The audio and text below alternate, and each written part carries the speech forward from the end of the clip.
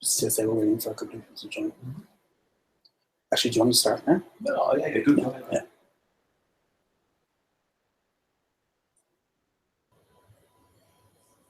Hello, everyone. Good morning to those who are watching us from Ireland, and good afternoon to those who are actually visiting us from different time zones. So we're just about to start. We're waiting for a couple of people to join us. I can see the counter going up higher and higher and higher. So let's just wait for a few more seconds, and then we kick off this Hangout session.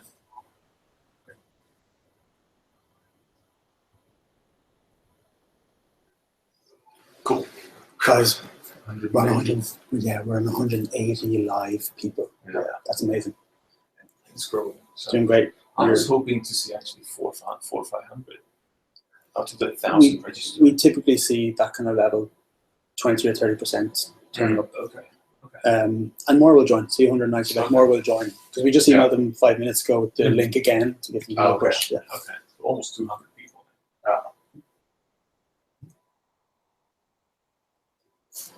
I think that we can start and just have a bit of banter, like Just chat a little bit. Up there, yeah.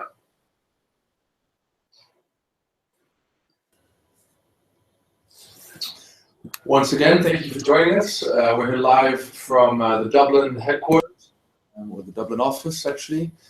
So I think it's going to be an interesting session today. We're going to be talking about a lot of very cool topics, and looking forward to it. Absolutely. How are you doing, Maurice, by the way? I'm feeling fantastic. Yeah? As you can see, I was sunburned, now I'm a little bit browner, but the weather has turned again. Yeah. So, it's always the give and take, Yeah, so those who don't really follow the weather forecast here in Ireland, just to give you some quick hints, so it's been an amazing week, or at least the past week has been really nice and sunny. Of course, today weather changed. It can happen here quite often, actually, and we have some heavy showers and cloudy skies. But that will not prevent us actually to help you to optimize your sites, get the best practices from us, and see how we can really help you. Yeah, I think it's probably for the best, right? I mean, it's good to be in a dark little hole when it's rainy outside. That makes you more productive for sure, right? Definitely. I think there's a reason behind why we're here in Ireland. So I think today, we've definitely got a few more viewers right now. I think it's we could start for all. I think we can kick off. So it's 11:05 here, and again, those who just joined us, again, welcome in these series of Hangouts. So this is going to be the first part of our Getting Ahead on Mobile session. Those who are visiting us from different time zones, enjoy your lunch, or you might be already over your lunch. So, happy food coma hour, and we will make sure that we can fill in with some very useful information.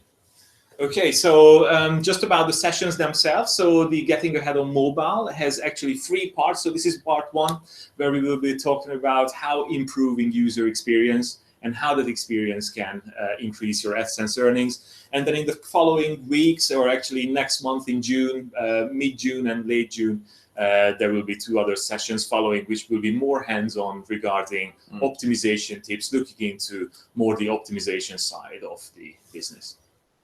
Fantastic. So feel free to register for the other presentations. You can find a link in the document that we'll be sending you. So in terms of a few housekeeping tips and tricks on how to most effectively deal with this presentation today, we'd like to start with a disclaimer, of course. These are best practice optimization tips that we'll be talking about today, but in no means are they guarantees as to the growth of your site. So always keep in mind that these things are suggestions, and that we'd like to really try to drive the optimization of your site and really be able to drive the navigation of your users. And so definitely these tips could potentially have a huge impact, but always keep a logic sense about it. Furthermore, we've got the questions tab that is going to be extremely helpful, and a new functionality that we're experimenting with today. So within the presentation and also within the microsite that you're on right now, there's a link below, so you can click on the Ask Now question, the button, and you'll be able to directly engage with us. Now, we will keep questions to after the presentation. So to give a bit of an insight, we'll have approximately 30 minutes presenting time, followed by approximately 30 minutes Q&A. So if you have questions, feel free to plug them in there whenever you want, and we'll be able to upvote them along with everybody else. And finally, at the end of the presentation, we'll make sure to share the presentation with you that has all the necessary links and information that we'll be talking about today to keep you up to date and keep you top of mind. Yeah, and I would like to remind you, there's no question what is bad questions, so feel free to ask them. We come across many different type of questions, things that we usually or not necessarily think about of straight away. So keep asking those questions, because that also helps us to improve our products and also improve the ways that we support you. Yeah, and so just to give a quick insight into who we are. So my name is Maurits Versteeg. This is my dear colleague. Yeah, Balint Torok.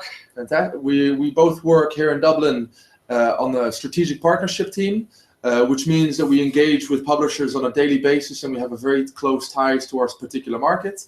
I work for the Benelux market. And I work in the Hungarian, Bulgarian market. So you actually have a really good coverage in the Western European countries and also in the Central Eastern European countries as well. So we talk to publishers at scale.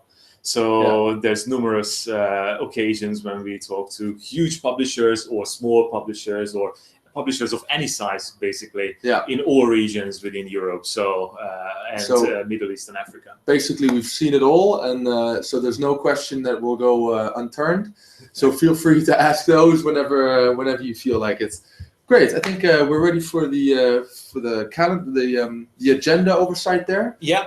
So what we'll be talking about today is very simple and very straightforward. I think one of the key takeaways for today is simplicity is key. First of all, we'll be going into some design elements of the site. The second pillar will be going into speed and optimizing for speed. Finally, we'll be going into some handy tools, tips, and tricks about how to optimize your content. And then finally, we'll be going into some deeper points about how do advertisers actually target the site and what is important to them for you to maximize on your CPM.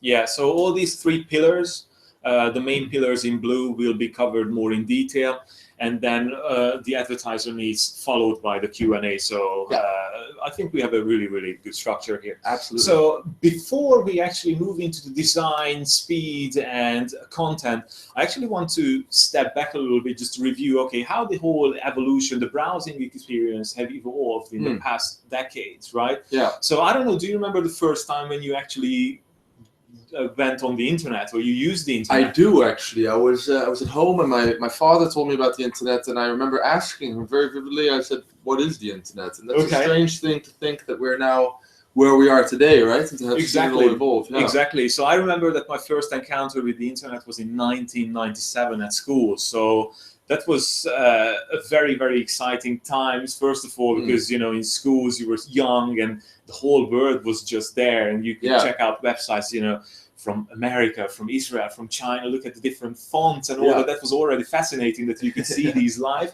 But just coming back to the slide itself, you can see that, you know, the first commercial sites actually kicked off around 1995, so a good 20 years ago, and then pretty much went mainstream between 1998 and 2003. So this time of the age, the internet was mainly accessed by desktops and then laptops, and the laptop penetration started to grow. But then happened the 2007 date when the real smartphones were introduced in the market. So there were some smartphones before, the Nokia communicator, and I do remember one of my friends having their Sony Ericsson or just Ericsson phone, which was a smartphone, a Windows phone. But the real thing kicked off around 2007 with the introduction, probably with the iPhone. Yeah.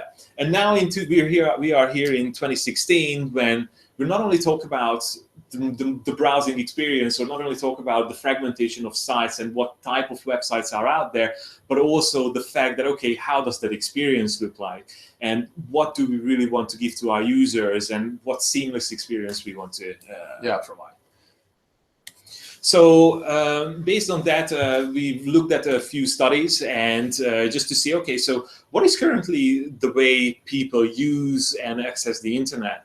And how has the mobile web evolved, and what is our attachment to mobile phones in general? So there are multiple studies out there. So this is one study from KPCB, which says that actually people tend to check their mobile phones up to 150 times a day, which I believe is an astonishing number. Well, if I consider my own navigator or my own usage of my phone, I think that could be very true. Do you think you check your phone 150 times a day? I doubt it. Actually, I'm probably on the lower side of this because I use an indicator, which is my battery indicator on my phone. Okay. So at the time I put my phone on the charger in the evenings, I look at it, okay, how much drained the battery is. Yeah. And if it's not that drained, I know that, okay, I was probably having a busy day. And if I think back, yeah, it was a busy day. Yeah, so I didn't actually use my phone that much. So that's my indicator. But there are actually some applications out there as well, like Checky, which actually counts how many times you unlock your screen. And there's also a random phenomenon going on, which is called the phantom vibration syndrome, which actually is all about the people feeling that the phone vibrates in their pockets while it actually doesn't. Okay, so if we move forward, and just to give you more stats, because Google is all about the numbers, then right now we can say that probably about 1.8 billion people are using smartphones globally. Yeah. And 87% of the millennials, so those who actually were born between 1980 and 2000, are the ones who never really want to leave their phone on the side. So the phones are always with them, they are always connected to the web. Yeah. Yeah, and if you look at the growth, right, I think that this is kind of where we're going with this part of the slide, is to show really where is it all going. And I think by 2016, we'll see that 5 billion additional users will be on the site. And when we take into consideration the sheer volume of people that are migrating not only to the internet, but doing this via mobile, it's staggering. I mean, at the moment, we've got about 7.1 billion people online, or as a global population. And 5 billion of that is immense. And we need to keep in consideration that most of these people will come online from emerging markets. Exactly. Right? And I think when we look at the emerging markets, particularly APAC and Africa, we'll see that a lot of that will be a mobile-first mentality. So this is why this is such a crucial topic to be talking about, because it's going to have such a big impact in the way that we're designing our sites, the way that we're engaging with our users, and the way that we want to drive revenue eventually. Yes. So all this experience leads us to the first pillar that we're going to talk about, which is design. So why is design extremely important? When we talk about design and take these people into consideration, like, okay, what ways they access the internet and what tools they have, then we really have to think with the publisher's eyes to see, okay, or with the user's eyes to see, okay, so what is actually going on? What do they really want, and what kind of experience they are looking for? What they are equipped with? So what devices they have to access our content? And this is what publishers really, really have to keep in mind. It's just, again, some quick numbers, because Google is all about numbers and we constantly analyze data. That's all about that 21% of the internet users globally now use their smartphones to access the web. And this is a number that I would like to reiterate, because that really shows that the numbers, so these numbers are first of all growing and will continue to grow, because there will be about 5 billion internet users by the end of 2016 in the world, many of them coming from emerging markets. And again, these people might access the internet only through a smartphone. So that's extremely important to think through, okay, what the experience is going to be on their devices. So when it comes to design, actually there are 3 types of options that you can think of. So the multi-screen options and the way to build out a website. So the first option is, building a separate mobile site. So you have your desktop page, you have your mobile page, and your web server automatically detects users who access your page on a mobile phone or a smartphone and automatically redirects them to the mobile version of the site. So it has its pros and cons, but probably one of the pros, which could also be the con, is that you have 2 sets of websites basically independent to each other. So you can edit content on the desktop and you can edit content on the mobile separately. But this is also its con, that probably you will duplicate work. So if you change one thing and you want it to reflect on the other one, then you have to do it twice. So that's one thing to keep in mind. And also in search, so when Google crawls the internet, Google search actually takes these into consideration. So if you have one single URL, you're probably better off than having two separate URLs to rank higher in search results, etc. Then I want to touch base on dynamic ad serving very briefly. Basically, what it's all about is that there's a set way of width and height of a page, and these are all optimized or created for very separate devices, so it's very fragmented, and each device will get its own customized layout. So this one needs a lot of work and a lot of planning and a lot of resources to do, but it definitely gives the most custom-made experience for your users. And there's now the third option, which is responsive design, and that's what we're going to talk about a little bit more, because that's something that you probably want to learn more and use already. And at least this is the feedback I'm getting from my publishers, that yes, they already have a responsive website where actually the content follows the width and length of a page, and it just fits automatically, without any templates like in the dynamic serving. It automatically detects the size and then just fits and adjusts. And I think what's important to understand here is that there's no perfect answer, right? I think it really depends on how your users are engaging with your site, and you need to be very critical to yourself about, okay, what is important to my users and how am I going to optimize for that? But from our perspective, we do have a particular best practice where we say our suggestion would be for you to start using responsive web design, because we do notice that from a statistical standpoint, and also from the data that we receive from our publishers and from our users, that mobile responsive web design leads to higher CPMs, leads to higher time spent on site, and also lower bounce rates. Yeah, exactly. So we've got a few stats on that. I think it would be interesting to cover. Absolutely, absolutely. So when it comes to CPM, we run some research and asked our publishers as well to see, okay, so once you swapped or switched to responsive web design, then what was your CPM increase? And on average, we did see that actually the CPM increase was about 15%. So there was an uplift in CPM. Then time spent on website using analytics tools, very useful tool that you can utilize or you already use is Google Analytics. You can see and you can monitor how much the time spent on the website increases. So what we do see that 14% increase on time spent on page is one of these results. And the bounce rate dropped by 6%. So that's an amazing thing, that 6% of your users stayed longer on the page and didn't leave the page straight away once they landed on it.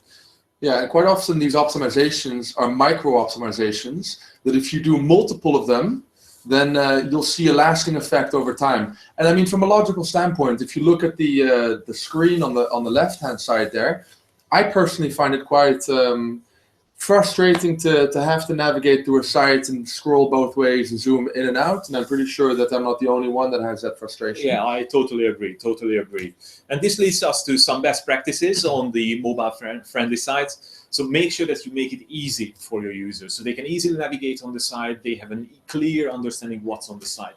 Test your site as well. So make sure that you tested your site. Most of my publishers actually have a test website. They sometimes give me access to the test website as well, so I can see and make recommendations how and where to position at least the ads. We don't necessarily talk about design things, but we definitely look at certain elements on the page. And make it fast and consistent. So this will be one of the pillars we will talk about next, but in a couple slides later, but definitely speed is an extremely important piece. And 74% of people say that they are more likely to stay on a page which is mobile optimized. That's 3/4. Yeah, it's a very high quite number. A substantial amount, right? So we've got a few tips for you, some practical tips on how you can actually really go about maximizing impact, and really helpful things that we've built here for you. So we've got this web starter kit that's built for developers, and essentially what it does is it gives you a very easy to use, a very easy style guide on how to implement style sheets, style guides, everything that basically enables developers to really build out their site across device that will be synchronized across device. So really handy tools here. Definitely suggest to click on the more info button to find some more information about that. Okay, and here comes some of our tips. So the quick tips to optimize site layout. So one of them is, be touch friendly. So click mistakes can turn off users. So if the website is not touch friendly, usually users tap not on the right things, then that gives them the bad experience. So they don't necessarily want to stay on a page or be on a page like that. Then make sure that you have a clean typeface. So definitely try to choose at least a 12-point font size. So make sure that you pick the right font, which is probably not Comic Sans, but something more clearer. So we build this presentation, if it helps you, that we use the Roboto font type, but Arial, I quite like Helvetica, it. and all the other ones font are. size. Yeah, so all these font types are really, really useful. Then make sure that you don't force your users to scroll sideways. So that's another one that, set the right width. So you don't really show them or present them with a page where they have to scroll sideways. We're all used to scroll horizontally, but vertically is a big no-no on mobile sites. Then the finger is an interesting one. So the finger is not a mouse, so it will not work the same way as a mouse pointer to uncover some of the content. So if you hover over, I don't know, an image gallery and you see some images or videos, then you see some thumbnails to kind of expect, okay, what's going on. But with the finger, you cannot really do it on a screen. So make sure that you try to avoid these. Then pop-ups. Oh, that's an interesting one, right? Yeah. I think we all agree, and that's not just my personal opinion, but probably like our whole team shares the same, and all our users share the same, that we hate pop-ups. No one likes pop-ups, right? Absolutely not. So if it doesn't work on desktop, make sure you don't force it on mobile either. Yeah. Okay. And so I think a lot of these points, and I think we can go into them in a bit more detail, but a lot of these points are very self-explanatory, right? And I think what we would urge you to do is also to take a very critical look at your own site. And I realize from a developer standpoint, quite often when you've built or you've created this baby that you like to visit, that it's sometimes easy to overlook small things like this. And so we maybe urge you to take a more critical look and to try to view it from a perspective of people coming to your site for the first time, and also how do you engage with maybe other sites that you like the elements of, and try to migrate those to your own. Ask family and friends, and don't tell anything to them. Just see how they react, how they navigate. That's probably one of the most important pieces. Yeah. Okay. So I think we've just covered the whole the design bit there. Now we're moving over to the next section, which is the speed aspect. And when we look at all these different elements, again, the research has been pointed out that approximately 40% of people have indicated speed to be one of the most important aspects of their site. So, when we take that into consideration, of course, it's one of the most important things that people are looking at, and also can have one of the biggest impacts on the way that people are navigating or engaging with the site. Because once again, 40% of people also abandon the website that takes 3 seconds to load, and when that goes up to 5 seconds to load, it's approximately 78% of people that will drop off. So you can see that there's an exponential drop-off rate according to how many people, according to how long it takes for your site to load. So, this is a big thing. I definitely suggest that we take a deeper look at this. So when we take into consideration what kind of impact this can have on the site, I realize not many of you are billion-dollar companies, but when we look at the billion-dollar companies, for example, any top e-commerce site, then we can think about, the eBays, the Amazons, the Alibabas of this world. A small, tiny fraction of a millisecond, 100 millisecond latency can cost them 1% in sales. Now, for a billion-dollar company, this could be hundreds of millions of dollars every year. But the same applies, the same issues that they have can apply to yourself as well. The small fraction of latency can lead over the long term, not only revenue, but also engagement with your site, right? And these are important factors to take into consideration. For us at Google, the same thing applies. Only 0.5 seconds on the search page latency can drop off traffic by approximately 20%. Yeah, and I do actually see this. So we tested test speed with publishers. So I did work with some of my publishers who were extremely cautious about speed and were really focusing on speed and serving their page. And what we do see, and I actually use them, one of the benchmark when I look at pages, how quickly something loads, because I do see that the faster the speed loads, actually the more engagement the users have, and actually the more revenue the publisher can generate by being able to be there for its users. So it's extremely important. Yeah, and from an AdSense and ad trafficking perspective, we of course today we're going to go into the optimization tips of how to use different design elements and different things on the site, but also take into consideration what kind of impact the ad trafficking has on your site and the latency from that, right? So, but that's a different topic for a different day. So if we look at, for example, the quick tips that we can give you, of course, there are many things that you can do, but in a sense, these are the top 3 that we've identified. The first is to cut down on page elements that drive extra HTTP requests. So think about scripts, think about additional lines in your HTML, think about your CSS. Try to really minimize as much code as possible to really drive the speed at which it can be loaded onto the site. Secondly, you can take a look at the images. I realize that developers, they really focus on having a beautiful design, on having beautiful images, but quite often these images are very, very heavy, and they will take much longer to load than images that would be lighter, of course.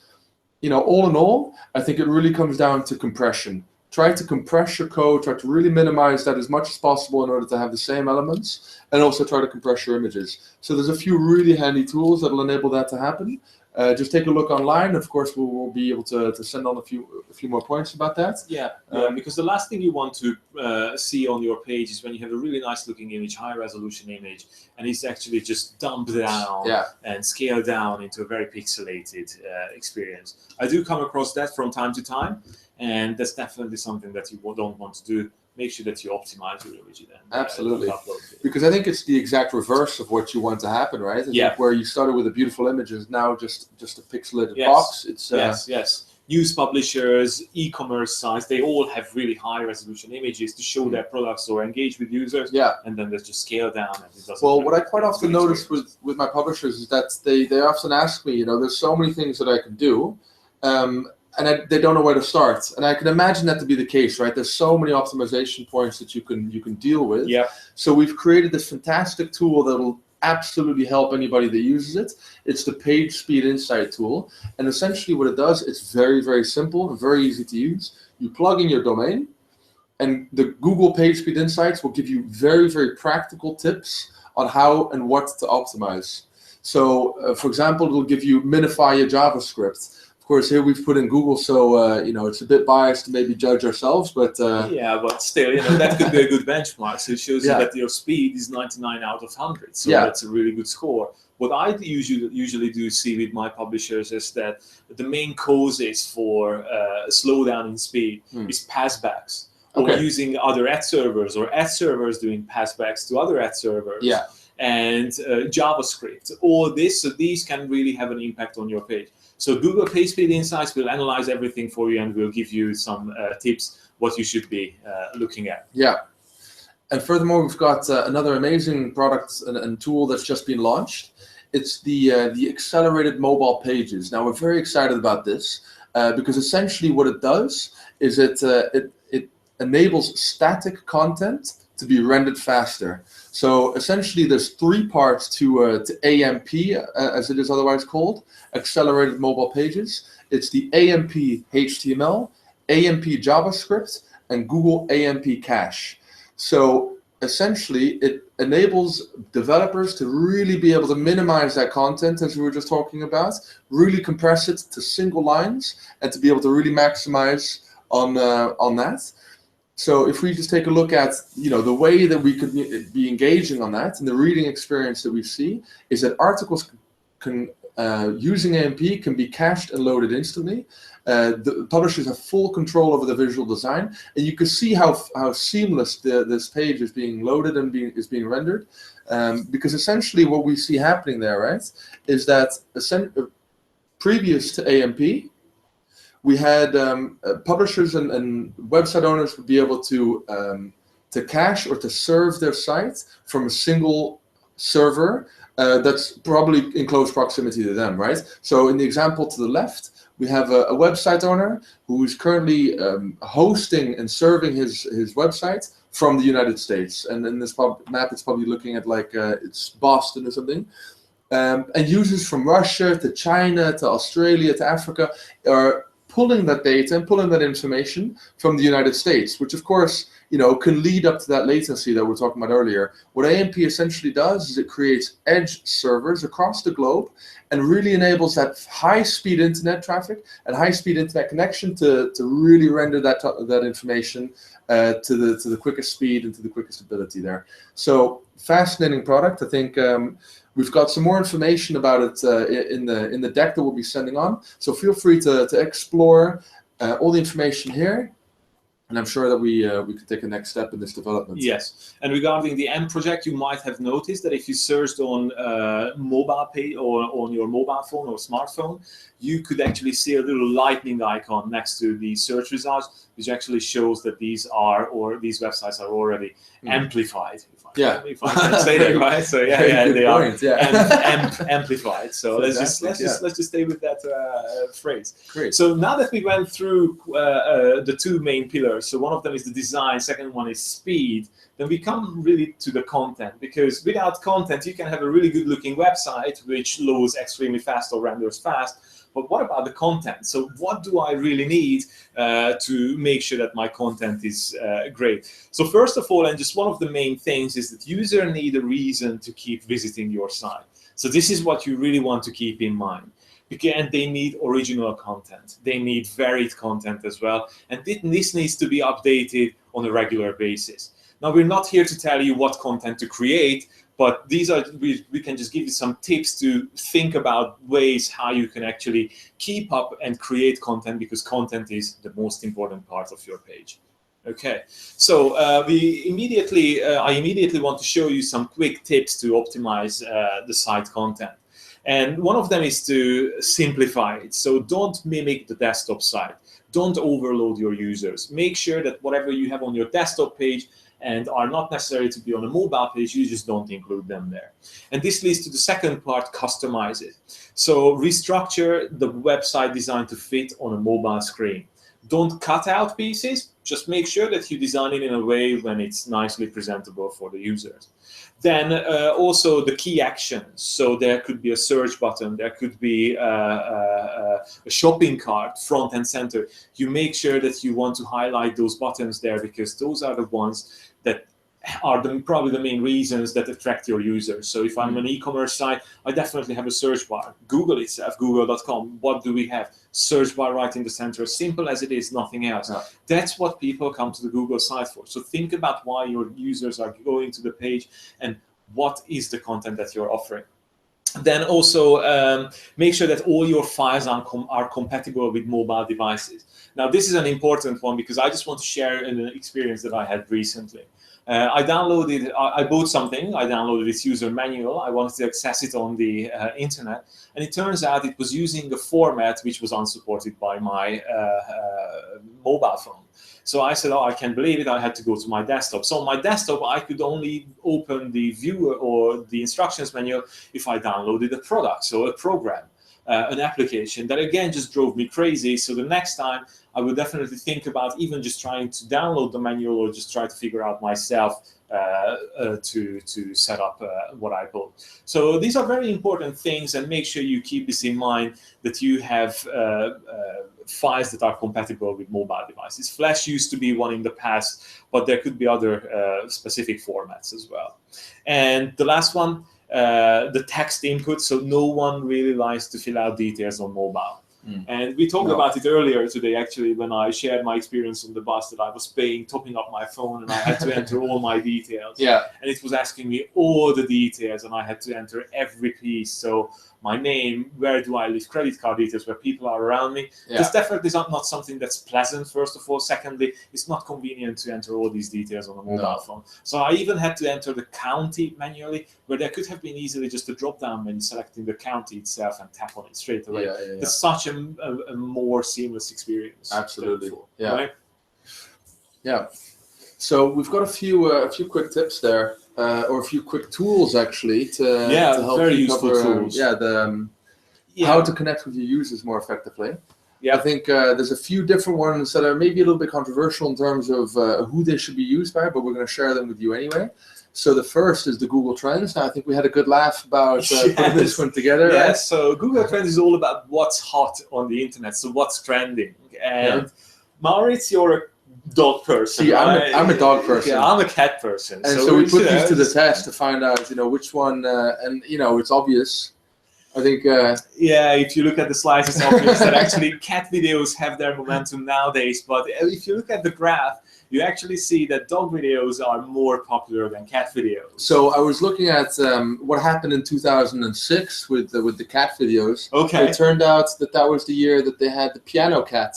Okay, Yeah. so is that the one? So that's why the piano cat kind of boosted it. But no, dog video is still it's still the dogs. It's still the dogs. But so from a practical optimization tip, Google Trends is a wonderful resource that you can use to type in any sort of query that you have, anything related to your site, and to identify opportunities for you to also build out on that. So let's say that you've got a dog video site, right, which I would definitely visit. Yeah. You could find out, what elements of the dog videos are currently trending, and also use that to build out more content on your site. So, if it's maybe dog hats or dog shoes, you could have dog a different food, dog anything. food. Yeah, it's probably more realistic. We could build out a new section of the site that would really identify that growing trend and be able to drive more traffic to that piece of that information. Yes, right? news publishers definitely can benefit from this, and also e-commerce sites or classifieds, just to uncover some trends happening in their markets. So keep in mind that Google Trends is not complete when it comes to country breakdown, but you can definitely search for keywords which are trending around the world, and there are certain countries where you can actually see what's trending in there. Elections, weather, all that stuff. It's quite interesting to see. Yeah. Okay, the second one is the so-called consumer barometer. It's an interesting one, not that many people are aware of it. What this website does, it pretty much shows you how the internet works in your specific country, and it gives you demographic breakdown, usage information, and all that. So if your content is specific to a certain country, you can definitely see, okay, so what is the smartphone market penetration? Yeah. Or what's the internet usage and all that. By the way, Maris, do you know that what percentage of people access the internet daily in the Netherlands? In the Netherlands, well, I'd say that we're quite an internet savvy country. So Okay. probably close to 90%. Okay, so if you go to the page, the consumer barometer, you can actually do that. I already checked up front. Okay. So the number there is 88%. So in the Netherlands, 88% of people go on the internet on a daily basis. Yeah. So I take it you checked it for Hungary as I well? did check it for Hungary as well, because we're always competing, so we have the competitive edge. Hungary is 85% at the moment. Well, so not far off. No, it's true. Okay, so Yeah. consider that some countries are considered to be emerging markets and some countries developed. I think the gap is not that big. Well, I'd be curious to see which country has the highest internet usage. It's probably going to be, I don't know, Mauritius or something like that, right? Most likely. Sometimes there are some mind-blowing numbers, but make sure you go and check these out. These could be very, very useful for you. So as a fourth tool there, or as a third, sorry, we have an interesting tool that. So just to give you a quick background there, I used to work on the flip side of the publishing world. So I used to work with advertisers. Now this is a free tool that I used to work with my advertisers, but I've noticed that in my discussions with my publishers, this is actually quite a handy tool because we can see it in reverse, right? So the way that this tool works is it kind of identifies search queries and translates search queries to identify opportunities for advertisers to start targeting in different markets. So for example, we were looking at cat videos because we were brainstorming about actually starting a site for cat videos, which I don't think is very realistic at the moment. But so cat videos in Germany for an advertiser is obviously very interesting, right? It's identified as a top opportunity because it has a high number of search queries, 12,580, and very low recommended bids. So in terms of competition, this is a great place for an advertiser to be. As a publisher, maybe not so much because the bids are not so high, right? So I think we need to look at this tool from the flip side to it. So what is a good opportunity for an advertiser is not such a great opportunity for a publisher. So if we look, for example, at the UK, we've got 6,600 search queries there with a recommended bid of €1.76 on search. Now, if we take a look at this from a publishing standpoint, these are quite high bids, right? And I think as a publisher, I'd love to take advantage of higher bids. So maybe the UK would be a wonderful place for me to translate my site if I were to have it in Dutch or maybe Hungarian, translate it to English, And then we can start to traffic more impressions into UK because the bid prices are higher there. So once again, a wonderful resource to try to think about exports and to think about where can I go with my site next. Exactly. And then we also have these micro moments. Some of you might have heard about them, but these are extremely important to understand. Okay, what users are really looking for? And there are these 4 categories here: the I want to know moment, or the I want to go moment, the I want to do moment, and I want to buy moment. So these are the ones that mainly drive people to go and access the internet and browse the web and see and seek out for information and look for information. So more information can be found there. So go and check out the website, but definitely take a look, because this can help you to maximize your year-end visits. So I think we've just covered all the main pillars there. If anyone has any questions, again, feel free to ask the questions at the slide above, and also down below, because we'll be getting into those a little bit. We're running a little bit out of time in terms of what we said in the beginning, but that's okay. We can always go over a little bit or spend some more time on that. Yeah. I would just like to quickly touch on the advertiser needs there, because I know that a lot of people are considering, why are CPMs so low on mobile? How are advertisers actually looking at the content for mobile? And I think what we need to do is take a much more closer look at thinking about mobile like an advertiser, because I think here there's a big gap between the way that users are engaging with mobile, so the usage of mobile in the consumer's hands, versus the amount of budget and the advertising spend on mobile. So just to give more details on that, 24% of users' time is now spent on mobile, but only 8% of the budget, which is quite a big gap, right? And I can imagine, people are considering, why are my mobile CPMs and my RPMs so low? Well, it comes down to the usage and to the way that people are engaging with mobile, right? Like if we take a look at connecting with your users throughout the day and seeing, at what point are people engaging with it?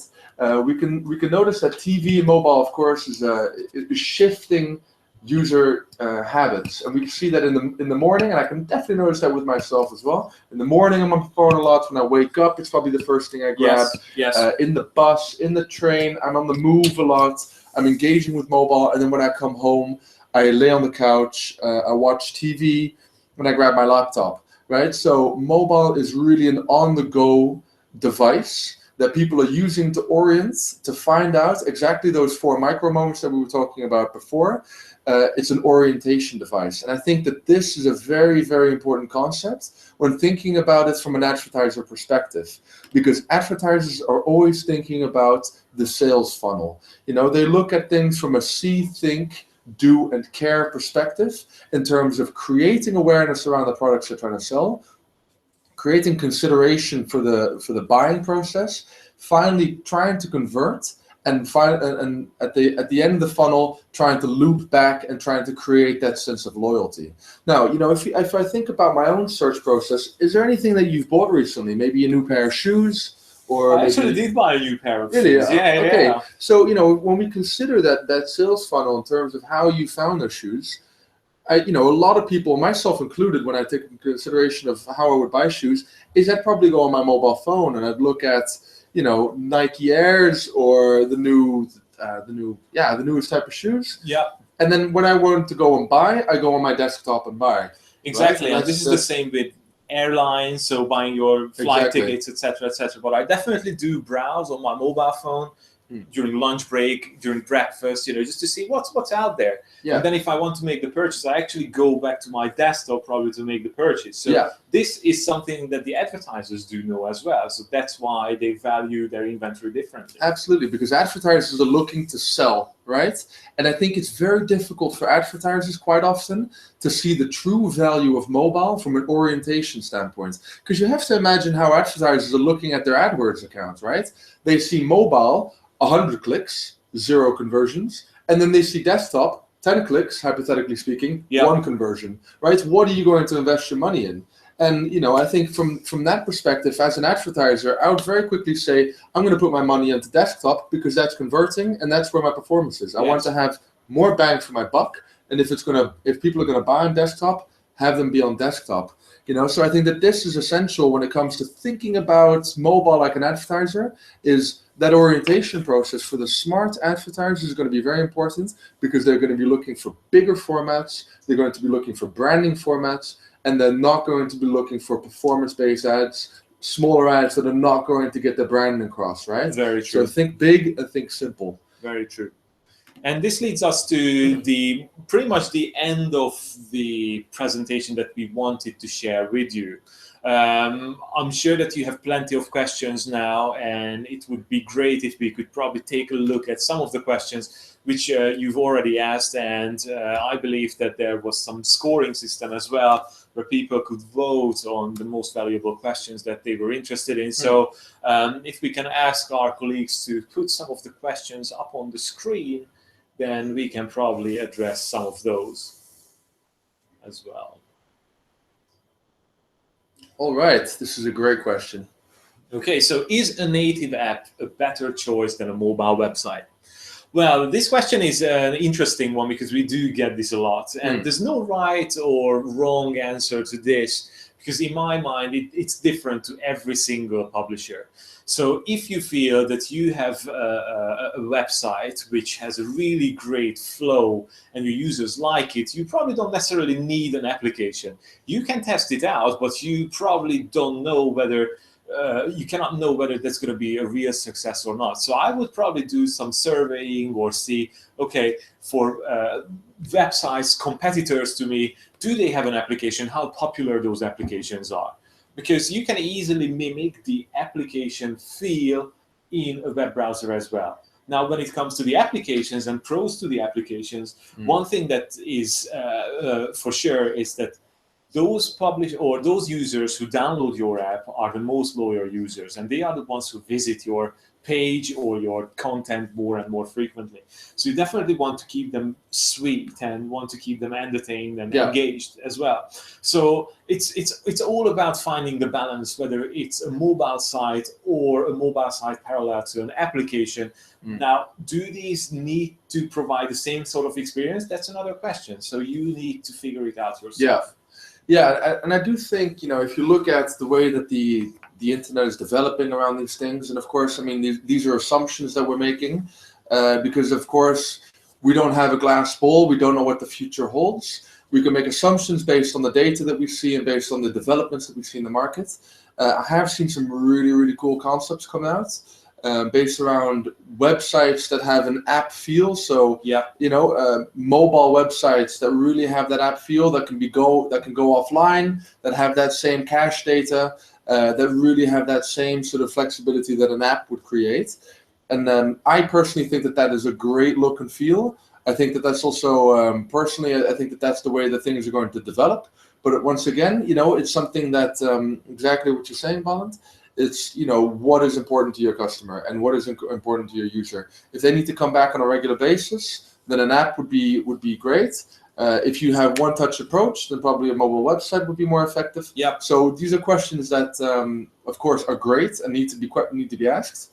But there's not a single answer that we can give for everybody, right? Yeah.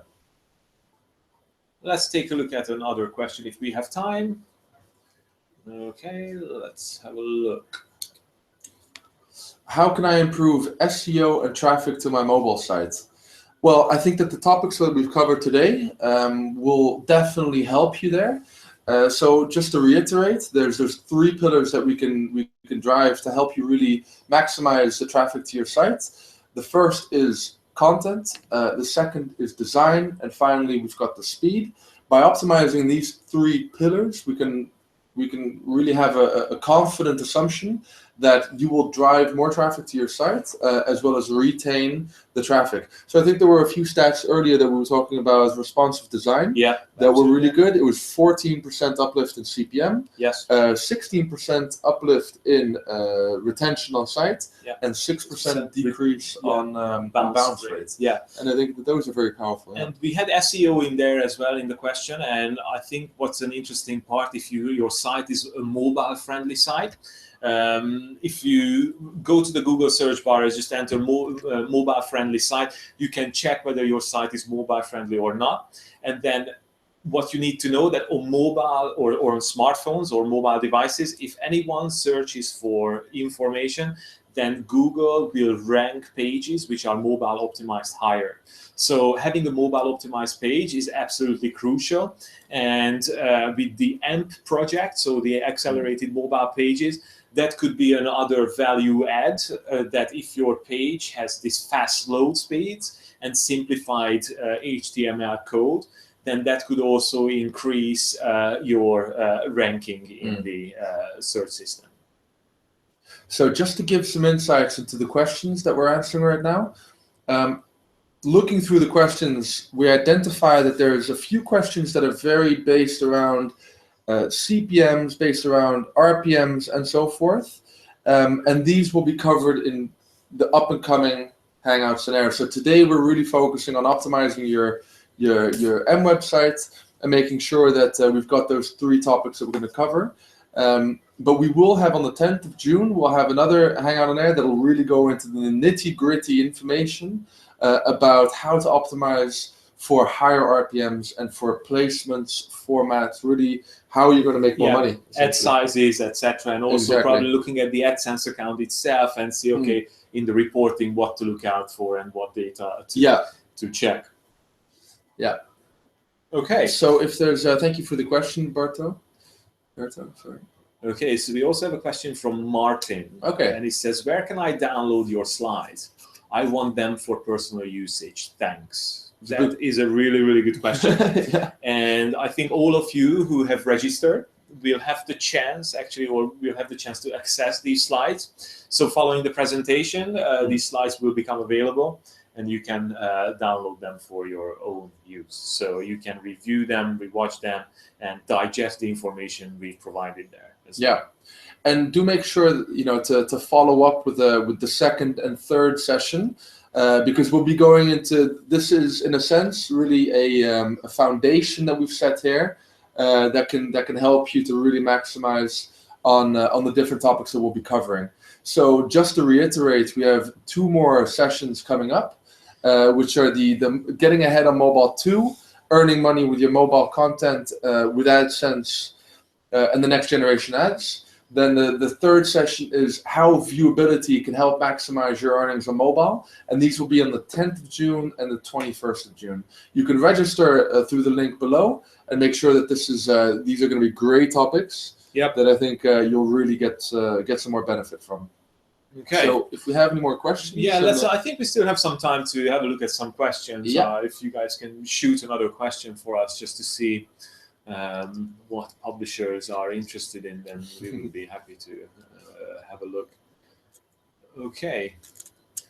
Is AMP only for static pages? How about WordPress articles? Anonymous. Okay. So another great question. I think it does render the static pages faster. Now, I'm not so sure if WordPress has an API for this. Yeah, I'm not we sure. could check that out. I think it's a very good question.